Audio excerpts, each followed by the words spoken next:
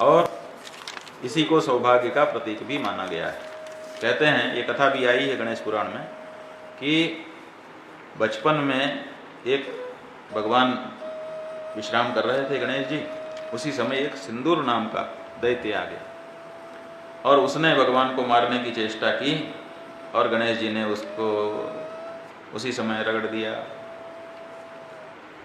ममर्द सिंदूरम तंस कराभ्याम बलवत्तरम ततस्तद सृजनांगानी नीलिलिम्पारुणेन सह ततः सिंदूरवदनः सिंदूर प्रिय एव च अभवत जगति ख्यातो भक्त काम प्रपूरकः।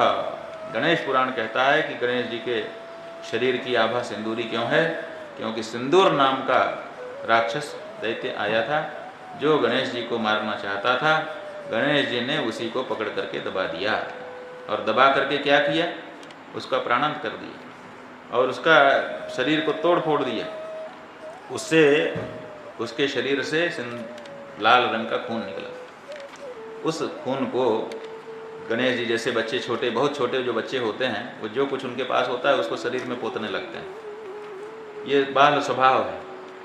तो बाल स्वभाव में जो उसका रक्त निकला था सिंदूर को, उसी को उठा के अपने शरीर में पोतने लगे। जब पोत वोत करके पूरा धमधूसर बन गए, तब तक पार्वती जी आई कि अरे क्या कर रहा है? देखा तो पूरा सिंदूरी रंग, लाल रंग से रंगा हुआ शरीर है। कहा ये कैसे हो गया? देखा तो सिंदूर पड़ा हुआ था। लोगों ने बताया सिंदूर नाम का राक्षस है, ये कैसे आ गया यहाँ? किसने मार दिया? हमने। गणेश जी ने कहा हमने मारा। तो बड़ी ख्याति हो गई इस बात की कि अरे इतने छोटे से बच्चे ने इतने बड़े राक्षस को मार दिया और मार के उसका रक्त अपने शरीर में पोत लिया। माने बाल स्वभाव भी दिखाया और बड़ों का काम भी कर दिया। तो ये जो ख्याति हुई, तभी से भगवान के शरीर में सिंदूर की आभा आ गई, सिंदूर पोता जाने लगा। ऐसी कथा। ये भी बताया जाता है सिंदूर के बारे में कि हनुमान जी को और गणेश जी को दो के शरीर में सिंदूर पोता जाता है, उसको चोला चढ़ाना कहते हैं। गणेश जी के शरीर में घी में, शुद्ध घी में मिला करके वो पोता जाता है और हनुमान जी के चमेली के तेल के साथ सिंदूर को मिला करके पोता जाता है। चोला चढ़ाते हैं। बुधवार को गणेश जी का, मंगलवार को हनुमान जी के चोला चढ़ता है। ये जो चोला चढ़ता है हनुमान जी को, गणेश जी का तो ये बताया, हनुमान जी को कैसे चढ़ गया? कहते हैं कि हनुमान जी जब लंका विजय के बाद भगवान श्री राम के साथ ही अयोध्या आ गए, तो एक दिन वो सीता माता के कमरे में गए देखने के लिए कुछ काम से। तो वो श्रृंगार कर रही थी और उस समय सिंदूर हाथ में लेकर के अपनी मांग में सजा रही थी। तो हनुमान जी ने पूछा, माता ये आप रोज लगाती हैं, हम देखते हैं, ये क्यों लगाती हैं?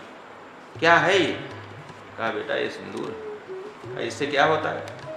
कहा इससे हमारे जो पति हैं, स्वामी, उनकी आयु बढ़ती है। कहा अच्छा। तो हनुमान जी बैठे रहे और कहते हैं कि सीता जी तो श्रृंगार करके चली गई और जो सिंदरौटी थी, सिंदूर रखने की डिबिया, हनुमान जी ने खोला और खोल करके पूरे शरीर में पोत लिया। अब पोत करके तैयार हो गए और फिर जब दरबार में गए तो सब लोग कहने लगे कौन आया कौन आया? कुछ लोगों ने पहचान के कहा करे तो हनुमान। कहा हनुमान? तो राम जी ने उनसे पूछा बड़ी सभा में कि हनुमान जी ये तुमने क्या किया? ये शरीर में सिंदूर तुमने पोत लिया है? कहा जी कुछ बिल्कुल पोता है और आगे भी पोतते रहेंगे। कहा क्यों भैया, क्यों ये पोतने का कैसे तुमको ख्याल आ गया? कहा कि माता सीता अपनी मांग में सिंदूर लगाती हैं और कहती हैं कि मेरे पति की आयु बढ़ जाएगी, तो जब उनके थोड़ा सा सिंदूर लगाने से आपकी आयु बढ़ जाती है तो आप मेरे भी स्वामी हैं, इसलिए मैं पूरे शरीर में पोत ले रहा हूँ सिंदूर, तो आपकी आयु आपकी बढ़ जाए, आपसे कभी हमारा विछोह ना हो। इसलिए भगवान ने उनको आकर के गले से लगा लिया। कहा इतना तो हमारे प्रति किसी ने नहीं सोचा, ये संवेदना केवल तुम में दिखाई दी हनुमान, इसलिए जाओ मेरी आयु की तो बात नहीं है, क्योंकि मैंने तो लीला अवतार धारण किया है, मेरी आयु मैं तुमको देता हूँ। और जिस तरह से तुमने पूरे शरीर में सिंदूर लगा लिया है, इससे मेरी आयु का अब अंत नहीं है, और वो आयु मैं तुमको देता हूँ, क्योंकि मैं तो लीला के लिए आया हूँ। तो वो जो आयु थी वो राम जी की बढ़ी थी, वही आयु राम जी ने हृदय से लगा करके हनुमान जी को दे दी, इसलिए हनुमान जी चिरंजीवी हो गए। हनुमान च विभीषण कृपा परशुरामश्च सप्तैते अश्वत्थामा बलिर्व्यासो हनुमान च विभीषण कृपा परशुरामश्च सप्तैते चिरंजीविनः। ये 7 चिरंजीवियों में हनुमान जी आ गए। कैसे आ गए? वही सिंदूर पोतने से। ये सिंदूर की महिमा है। तो वो सिंदूर की महिमा चली आ रही है। गणेश जी के शरीर में भी सिंदूर पोता जाता है। कोई कोई कहते हैं कि हनुमान जी जो है, ये जो हमने कथा आपको बताई, ये अद्भुत रामायण में लिखी गई, अद्भुत रामायण से है। कोई कोई कहते हैं कि जब हनुमान जी जाने लगे, वापस विदाई का समय आया, तो सबकी विदाई हो रही है, तो हनुमान जी की भी विदाई हो गई। तो हनुमान जी ने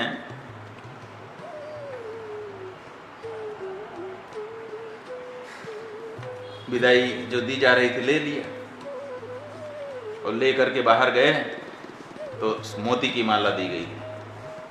मोती की माला ले गए और फोड़ फोड़ करके देखने लगे, चूरा चूरा कर दिया, एक एक दाने को निकाल करके और फेंकते जाते थे। फिर तो लोगों ने बताया कि अरे ये तो सबसे ज़्यादा अपमान कर रहा है। माता सीता ने अपने हाथ से इसको दिया मोती की माला, और ये फोड़ रहा है। ये कैसा भक्त? बड़े भक्तों में गिना जाता था इसको। तो लोगों ने जाके बुलाया, आ गए पकड़ के कि भाई तुमने सीता माता की द्वारा दी गई माला क्यों तोड़ दी? ये तो अपराध है, आपने उपहार का असम्मान किया, क्यों ना आपके ऊपर अभियोग चलाया जाए। तो हनुमान जी ने कहा भाई अभियोग वगैरह मैं नहीं जानता, जो चलाना हो आप लोग चलाइए, मैं तो ये देख रहा था इसमें राम जी कहाँ है, क्योंकि राम जी जिसमें नहीं है उसको मैं स्वीकार नहीं। इसलिए राम मयता होनी चाहिए, केवल नाम रूप से मैं नहीं प्रभावित होता, नाम रूप के पीछे सच्चिदानंद घन ब्रह्म होना चाहिए।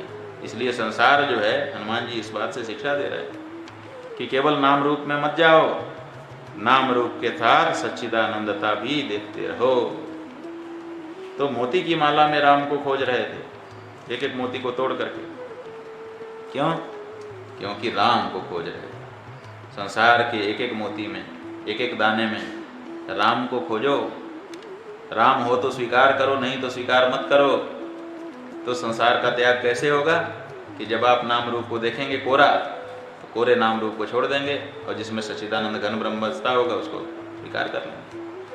तो राम जी ने के सामने हनुमान जी ने कहा कि महाराज मैं तो आपको खोज रहा था। कहा तब तुम्हारा कोई अपराध नहीं है, ये तो अच्छी बात है, लेकिन कुछ लोग होते ही परोपकर्ष उनको सहा नहीं जाता। तो हनुमान जी की ये प्रशंसा हुई, इसको कुछ लोग असहमान हो गए। उन्होंने कहा कि महाराज ये हनुमान जी कहते हैं कि सब में जिसमें राम होता है उसी को हम स्वीकार करते हैं, अच्छा ये बताएं इनके अंदर राम है? तब ये सवाल खड़ा हो गया कि क्या मेरे अंदर राम है कि नहीं है। तो हनुमान जी से पूछा गया, तो हनुमान जी ने तुरंत अपना छाती जो है खोली, फाड़ करके दिखा दिया, अंदर राम सीता और लक्ष्मण के दर्शन हो गए। ये हनुमान। तो वो हनुमान जी ने जब ये पराक्रम किया और जब ये उत्तर दिया, तो सीता माता ने उठ करके उनका तिलक करना चाहा।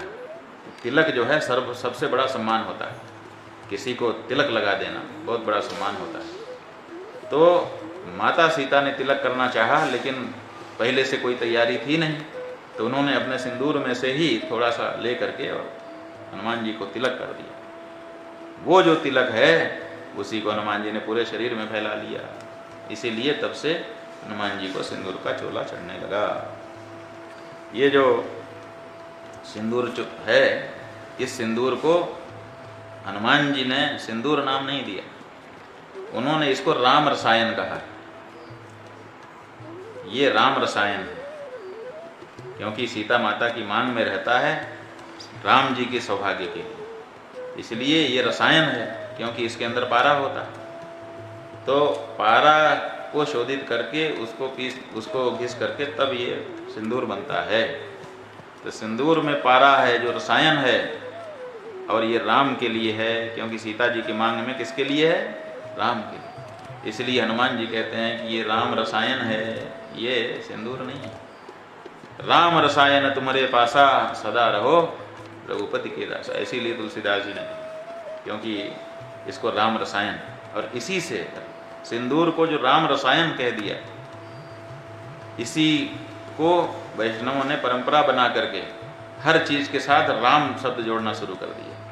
इसलिए उनके यहाँ दाल होगी तो वो भी राम के नाम से जुड़ी हुई होगी। राम रस, नमक को राम रस कहते हैं कि राम रस थोड़ा लाइए। हम लोग सारे शब्द तो नहीं जानते हैं। मिर्च को लंका तो माने राम से जोड़ दी, लंका से परहेज रखते हैं। तो जो स्वीकार्य वस्तु है उसको राम जी के नाम के साथ जोड़ करके स्वीकार करना, ये एक परंपरा बन गई, क्योंकि हनुमान जी ने ये परंपरा शुरू की। इसीलिए हरि नामामृत व्याकरण बना हुआ है, जिस व्याकरण में जैसे पाणिनि ने घी, नदी, पद, ये सब संज्ञाएं की हैं, लेकिन जो इस परंपरा को, हनुमान जी की इस परंपरा को मानने वाले लोग हैं कि राम जिसमें हो वही हमारे लिए स्वीकार्य है, जो जिसमें राम नहीं वो हमारे लिए स्वीकार्य नहीं है, इस परंपरा को जो लोग मानते हैं वो जितनी संज्ञाएं हैं सब राम की संज्ञाएं करना चाहते हैं। इसीलिए हरि नामामृत व्याकरण, उसमें सब कुछ भगवान के नाम से कहा गया है, इसी बहाने भगवान का नाम होता रहता है। ऐसा ही सन्यासियों में भी है कि सन्यासी को जब दीक्षा होती है तो विष्णु सहस्त्र नाम में से कोई एक नाम आगे पीछे कुछ बदल करके भी, लेकिन वो मूल रूप से भगवान का नाम होता है, वही दिया जाता है। तो ये जो नाम को जोड़ करके शब्दों को बोलने की परंपरा है, वो इसलिए हनुमान जी की ये सूझ है कि जिसमें राम होंगे वही मैं स्वीकार करूँगा। तो राम किसमें है और किसमें नहीं है? तो अगर केवल नाम रूप आप देखते हो तो राम कहीं नहीं है, ये संसार त्याज्य है। और अगर नाम रूप के पीछे सच्चिदानंद घन भी दिखाई दे रहा है तो सारा संसार स्वीकार्य है, क्योंकि सर्वत्र राम है। इसलिए सिया राम में सब जग जानी, करम प्रणाम जोरी जुगवानी। शिव पुराण में कथा आई हुई है कि जब भगवान शिव ने गणेश जी का सिर काट दिया, तो सिर काट देने के बाद ये माता जी प्रकट हो गई, पार्वती जी, कह रहे आपने तो मेरे बेटे को क्षति पहुंचा दी। तो जो गजासुर पहले से शंकर जी से वरदान ले चुका था, भगवान ने उसका स्मरण किया और उसके सिर को काट के मंगाया।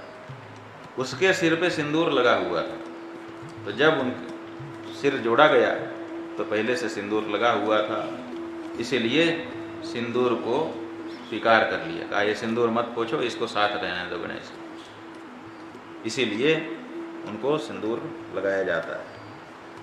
वहाँ कहा गया है शिव पुराण में, आनने तब सिंदूरम दृश्यते सांप्रदम यदि तस्मात् तुम पूजनीयोसी सिंदूरेण सदा नरैहि। शिव जी कहते हैं कि तुम्हारे माथे पे सिंदूर दिखाई दे रहा है, इसलिए आज से तुम्हारा हम ये विधान कर देते हैं कि सिंदूर से ही तुम्हारी पूजा होगी। इसलिए गणेश जी के शरीर में सिंदूर का लेप किया जाता है। तो भगवान शंकराचार्य जी उसी बात को कह रहे हैं कि नवोदितार्क भास्वरम, नव उदित होते हुए सूर्य की जो आभा है सिंदूरी रंग, वही सिंदूरी रंग की आभा है गणेश जी आपके श्री विग्रह की भी है। इस बात को बताने के लिए नवोदितार्क भास्वरम का उन्होंने प्रणयन किया। और खास बात क्या है? खास बात यह है कि सिंदूर के अंदर पारा होता है। पारा जो है वो बड़ी विचित्र धातु है। अगर पारा आप खा लें बुभुक्षित, माने पारा शोधित ना हो, अशोधित पारा भी खाया जाता है, पारा भस्म बनती है वो खाई जाती है, लेकिन शोधित कर। अशोधित पारा जो है अगर आप खा लेंगे, या किसी को, बहुत से शत्रु खिला देते हैं किसी को, पारा खिला देने का परिणाम क्या होता है कि पारा अगर गले में चला गया, माने शरीर में चला गया, तो वो शरीर को फोड़ करके बाहर निकल जाता है, ठहरता नहीं है शरीर में। तो कहीं से भी जगह जगह से घाव होने लगेंगे, फोड़े निकलने लगेंगे, जैसे पस निकलती है शरीर से, ऐसे ही जगह जगह से छेद कर करके पारा आपके शरीर से निकलने लगता है, बड़ी दुर्गति होती है। और सिंदूर जो है पारा से मिला करके बनाया जाता है। अगर सिंदूर आप खा लें तो गला बैठ गया, एक बार सिंदूर आपने खा लिया तो फिर आप सदा के लिए मौन होना पड़ेगा, बोल नहीं सकेंगे। ये जो महाभारत अभी आ रही ना सीरियल, इसमें जो गाना गा रहे थे रविंद्र जैन, जो आंखों से नहीं देख पाते थे, उनको किसी ने सिंदूर खिला दिया था, क्योंकि उनसे कोई चिढ़ गया। उनको सिंदूर खिला दिया तो उनकी गले से आवाज़ निकलना ही बंद हो गई। फिर उन्होंने, उनके परिचित थे जो गुरुजी के शिष्य थे, उनसे संदेश भिजवाया। जब 2 महीना बीत गया, उनके गले से आवाज़ नहीं निकली तो बहुत परेशान हो गए, क्योंकि उनका तो सारा कुछ गले के ऊपर भी निर्भर था, गायक ही थे। तो उन्होंने गुरुजी के यहाँ संदेश भेजा कि मेरी रक्षा करिए। तो गुरुजी ने भगवती का चरणोदक भेजा, ये पिला दो उनको। और ये चमत्कार हैं गुरुजी के, तो ऐसे हजारों चमत्कार हम लोगों ने देखे हैं। ये चमत्कार है कि रविंद्र जैन का गला, जो 2 महीने से बिल्कुल एक अक्षर नहीं बोल पा रहे थे, चरणोदक पीने के बाद थोड़ा थोड़ा बोलने लगे, और लगभग 1 महीने के अंदर तो पूरा ही फिर से गाने लग गए जैसे के तैसे। तो ये जो है सिंदूर, इसके अंदर पारा है, अगर खा लोगे तो ये आपको हानि पहुंचा देगा। लेकिन इसका लाभ बाहर से होता है। इसीलिए जो मांग में सिंदूर लगाती हैं माताएं, तो पारा जो है अंदर चला जाएगा तो बाहर की तरफ उसका फोर्स होता है, और जब बाहर रहता है तो अपनी तरफ खींचता है। तो शरीर के जो दोष हैं, उन दोषों को खींच करके बाहर कर देता है। इसलिए भी सिंदूर को शरीर पर लेपन किया जाता है, इससे शरीर निर्दोष रहता है। भगवान, इसलिए जो पारा है ये खाया नहीं, ये लगाया जाता है। इसलिए बच्चों से दूर रखना पड़ता है घर में, क्योंकि बच्चे अगर खा लेंगे तो बड़ी मुश्किल उत्पन्न हो जाएगी। तो ये खाने की चीज़ नहीं, लगाने की चीज़ है। और गणेश जी इसी बात को बताते हैं कि किस धातु का फायदा किस तरह से लिया जा सकता है। ये शिक्षा देने के लिए भी उन्होंने शरीर में सिंदूर धारण किया हुआ है, और इसीलिए भगवान शंकराचार्य उनके श्री विग्रह को नवोदितार्क भास्वरम कह रहे हैं। 7:30 हो गया, ज़्यादा हो गया, तो ठीक है यहीं पर।